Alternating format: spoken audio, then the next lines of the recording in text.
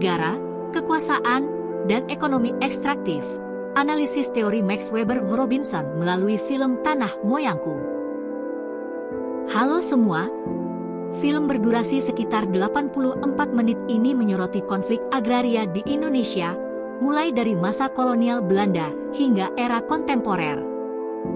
Data yang ditampilkan film yaitu terjadi lebih dari 2.700 konflik agraria, melibatkan hampir 1,7 juta keluarga dan mencakup sekitar 5,8 juta hektar tanah.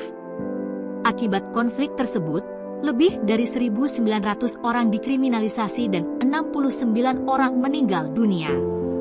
Untuk memahami persoalan ini, kita bisa menggunakan dua teori penting. Pertama, teori Max Weber yang menyebut bahwa negara memiliki monopoli kekerasan yang sah. Artinya, negara berhak menggunakan aparat, hukum, dan militer untuk menjaga ketertiban. Tetapi, dalam praktiknya, kekuasaan ini bisa disalahgunakan untuk menekan rakyat ketika ada benturan kepentingan. Kedua, teori Daron Acemoglu dan James Robinson tentang ekonomi ekstraktif. Mereka membedakan antara ekonomi inklusif dan ekstraktif. Ekonomi inklusif memberi akses dan kesempatan luas kepada rakyat, sedangkan ekonomi ekstraktif hanya menguntungkan segelintir elit dan korporasi, sementara rakyat tersisih.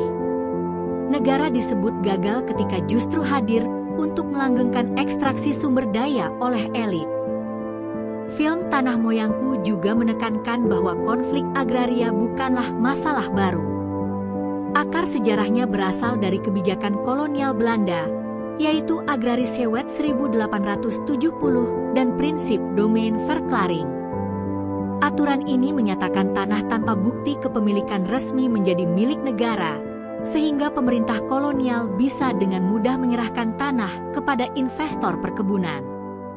Setelah Indonesia merdeka, meski ada UU-PA 1960, praktik di lapangan tidak banyak berubah. Negara tetap memiliki otoritas besar atas tanah dan lebih sering berpihak pada perusahaan daripada rakyat. Dokumenter ini menyoroti berbagai konflik agraria di Indonesia.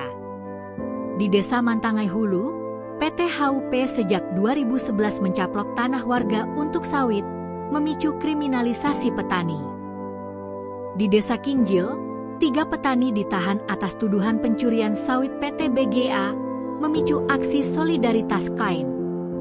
Sementara itu, di Pulau Rempang, proyek Rempang Eco City menggusur ribuan warga demi investasi besar, tanpa memperhatikan hak sosial masyarakat lokal.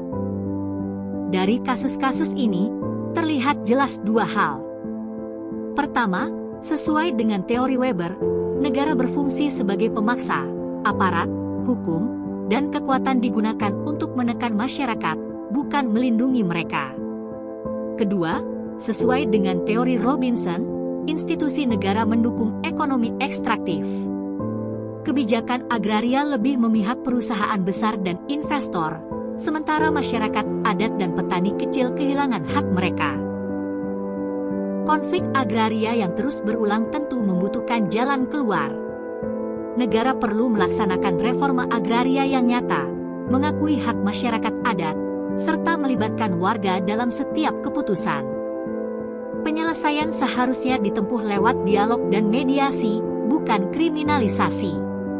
Dengan begitu, tanah dapat dikelola secara adil dan memberi manfaat langsung bagi rakyat, bukan hanya untuk kepentingan segelintir pihak.